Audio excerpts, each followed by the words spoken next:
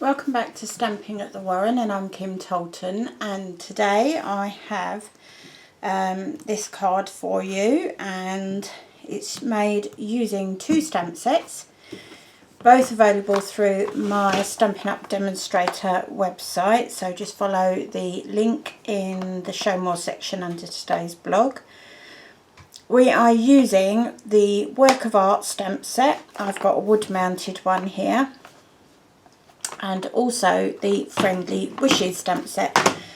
And I've just realised I've mounted my stamp and I've left it over there, so I'm just going to grab it. Oi! It's because I went to put more wood in the wood burner and left the stamp behind. Yeah, so we're using two stamp sets, as I say. So we've got the Friendly Wishes here, which has got some beautiful bold greetings, and the Work of Art, which is a very collage-y type of stamp. And we're also using some products from the Brights collection. We're using Melon Mambo cardstock for the card base, and then we've got a piece of Bohemian designer series paper, some Old Olive cardstock, and a piece of shimmery white cardstock. So the measurements are, this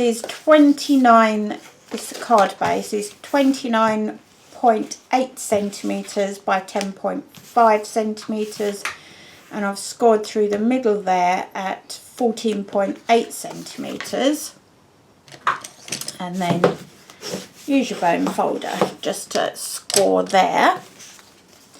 Next, and this is going to stand up like a billboard type thing. Next, you have got a piece of the Bohemian designer series paper, and that measures 14.4 by 10.1 centimetres. Next is a piece of Old Olive cardstock, and that measures 9.8 by 7.3 centimetres.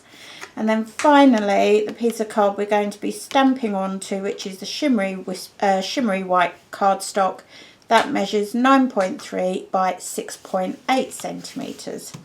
So that's your bits. Don't worry too much about measurements, they will all be on my blog. I always do a written tutorial on the blog as well as doing the video.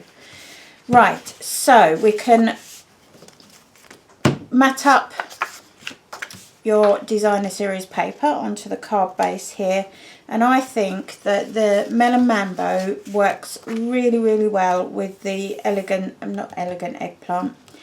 This is, yes it is, elegant eggplant, and also rich razzleberry, so it kind of combines two colour collections. So I'm just going to use some fast fuse because it's nice and quick and it sticks like nothing. So just pop that straight down onto your card base, and then that's ready for the next section. Right, so this is the piece that you're going to be working onto. So the first thing that you want to do is stamp your greeting. I'm using the new Archival Basic Black ink pad, but a regular black ink pad would do. And I'm using the stamp from Friendly Wishes that says, "You're the friend one wishes they had." And that's sweet. I'm going to stamp that first. And with the archival pads, you always have to be a little bit more forceful putting the ink on, but don't grind it in, otherwise you end up with lines around your stamping, and that's never pretty. And then just stamp that centrally on that piece of shimmery white cardstock, just by eye. There we go. Okie doke. So the next bit, we need the Work of Art stamp set, and put your ink pad away. I'm going to be using two of the ink pads from the Brights collection, and that's to keep this whole project coordinated. So we're using Melon Mambo and Rich Razzleberry. And I'm using just one of the stamps in here. I'm using this middle-sized stamp. And these are all faux watercolour type stamps apart from the chevrony one. And this is one stamp set that if you have it in wood, make sure you take a photo of it on your phone when it's all in there. Otherwise, it's such a tight squeeze, you can never quite work the jigsaw puzzle out again. Right, I'm just going to open up my ink pads. And I am going to overstamp this sentiment so it will be partially obscured, and to do that we're going to use a stamping off technique, and that all that means is that we're going to ink the ink pads up, ink the stamps up, and then actually take some of the ink off by popping it down onto a piece of scrap paper. In this case I'm using grid paper. You can buy these big pads from Stampin' Up as well. For me, they're fantastic for putting on the tables and protecting the tables. So if you want something bigger than A4, go for it. And we're going to start with Melon Mambo, which is one of my favourite colours in their Stampin' Up collections right now. And you can see this is quite a juicy ink pad. So you just want to very gently go down and up, and then you can stamp on there, and you're going to repeat that bit for the top.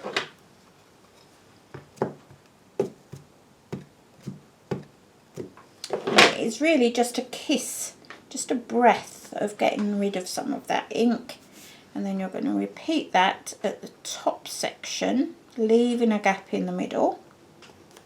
There we go. And then you just need to clean that ink pad off, and we're going to go with the eggplant,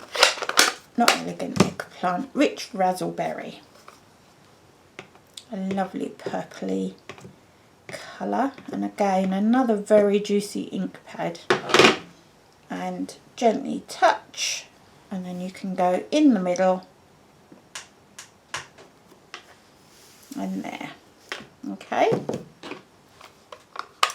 I'm going to zoom you in just for a moment so that you can see that in close up.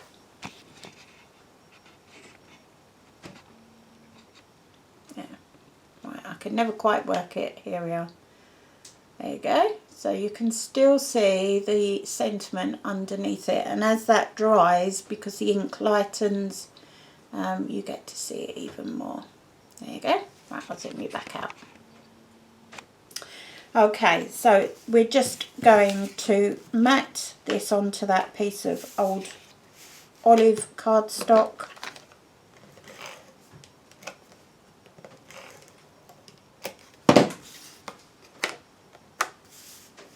Like that.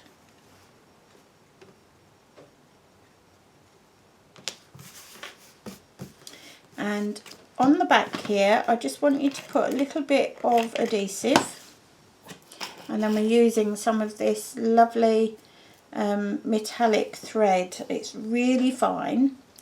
Run it around your fingers. You want it around 3 or 4 fingers, so quite large loops.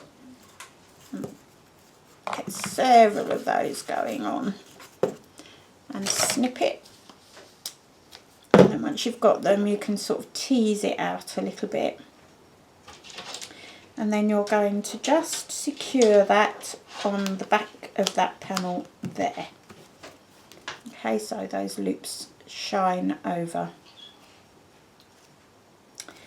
Pop some Stampin' dimensionals on the back there, just so that it pops this part of the card up.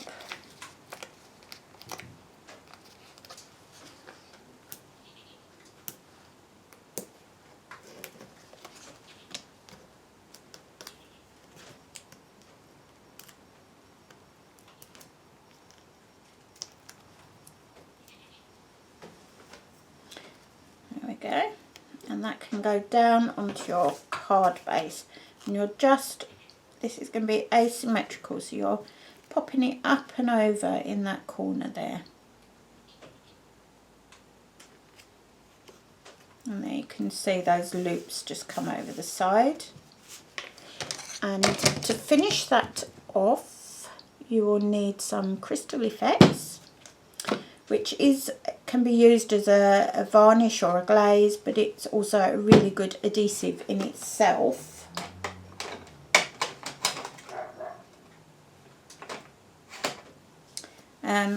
And we're going to use it to pop one of these lovely little elements onto the card here. Now, although this is not the same colour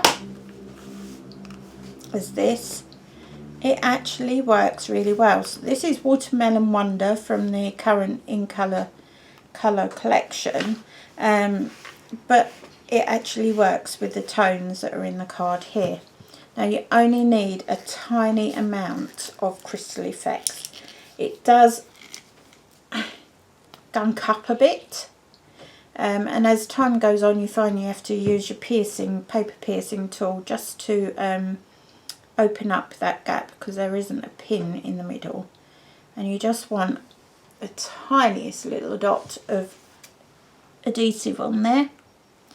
Pop it down, press it down whilst you replace your cap, and that, oh, she says, it's going to prove me wrong, see? Normally that's that. And da da da da da. Perhaps I wasn't pressing hard enough, maybe. There you go. So that's actually stuck down now. And I love this card because it's on a mounting fold, so it stands up just like a poster. Okay, and just a few basic rhinestones to finish.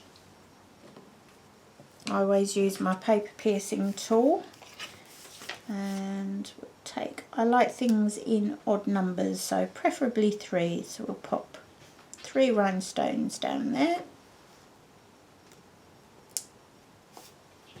And 3 up there. There we go. And that is today's card. So I hope you've enjoyed it. I always find it a challenge to use designer series paper because I am a stamper first and foremost. But hopefully you've enjoyed that. This is such a beautiful, rich designer series paper. It's lovely.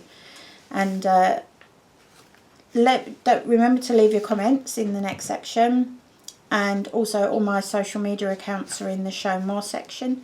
And don't forget, I'm working with the hashtag I'm Bringing Back Birthdays project, started by a demonstrator in the States, where we are encouraging you all to contact us, so us demonstrators, that is, Stampin' Up demonstrators, to give us your name and address so that we can send you a card.